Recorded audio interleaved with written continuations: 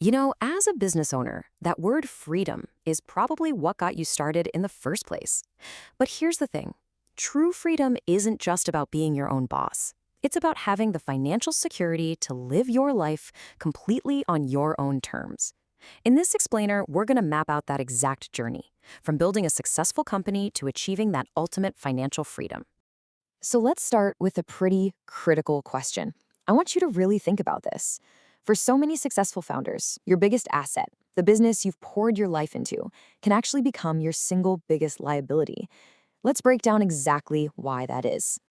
And this really gets to the heart of what we call the founder's dilemma. See, as your company grows, a hidden risk starts to creep in.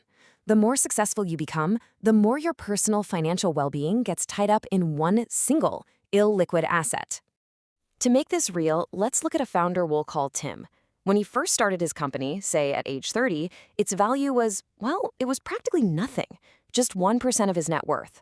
Most of his wealth was in his house, a small retirement fund, a pretty standard diversified picture. Okay, now let's fast forward 20 years. Tim has been wildly successful. His business is now worth millions. And well, look at this. It now makes up a staggering 80% of his entire net worth. So while he was so careful to diversify his 401k, his overall financial life is the exact opposite. He's accidentally broken the first rule of investing. Don't put all your eggs in one basket. This graph shows the danger perfectly. As your business value grows and grows, you eventually cross this critical line, this threshold, into what Wall Street traders call the risk-on zone. And here's the crucial takeaway. Every single day you operate past this point, you are, in effect, gambling with a financial freedom that you've already won. So how do you know when you've crossed that line? Well, the solution lies in identifying and really understanding a powerful concept, the freedom point. I want you to think of it as your own personal financial finish line. And here is the definition, and honestly, this is a game changer. The freedom point is that specific moment, that point in time when you could sell your business, pay all the taxes and fees, and have enough money when combined with your other assets to live comfortably forever without ever having to earn another dollar. And knowing your freedom point is urgent. It really is.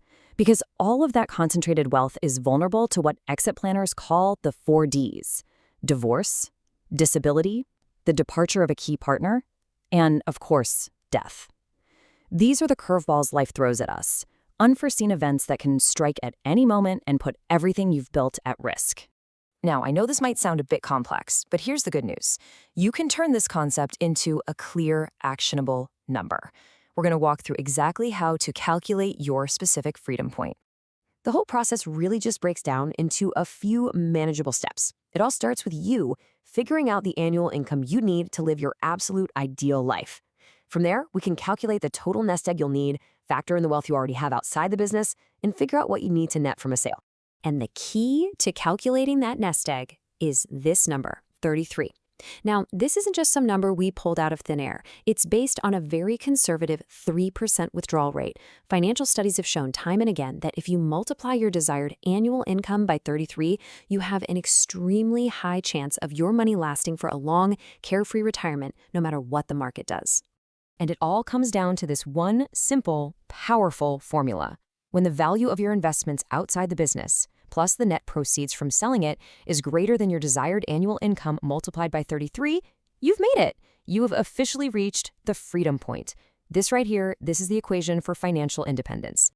So once you know you've reached or maybe even blown past your freedom point, you've got options. And the goal isn't necessarily to retire tomorrow.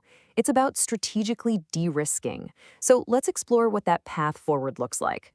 One fantastic option is what's called a minority recapitalization.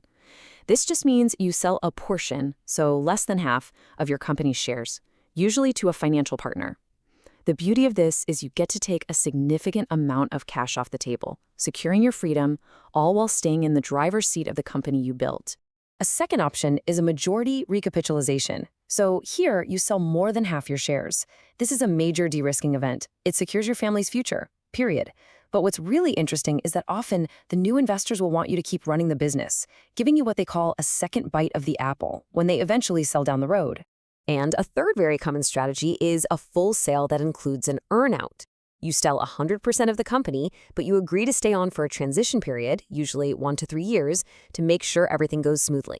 This is really an ideal path if you know you're ready to transition out completely in the near future. Okay, so we've covered the mechanics, the numbers, the strategies, but what does reaching the freedom point actually feel like?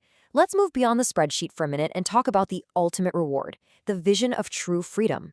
First and foremost, it's about security. It is that deep, unshakable knowledge that you and your family are going to be okay, no matter what happens to the economy or your industry or the world.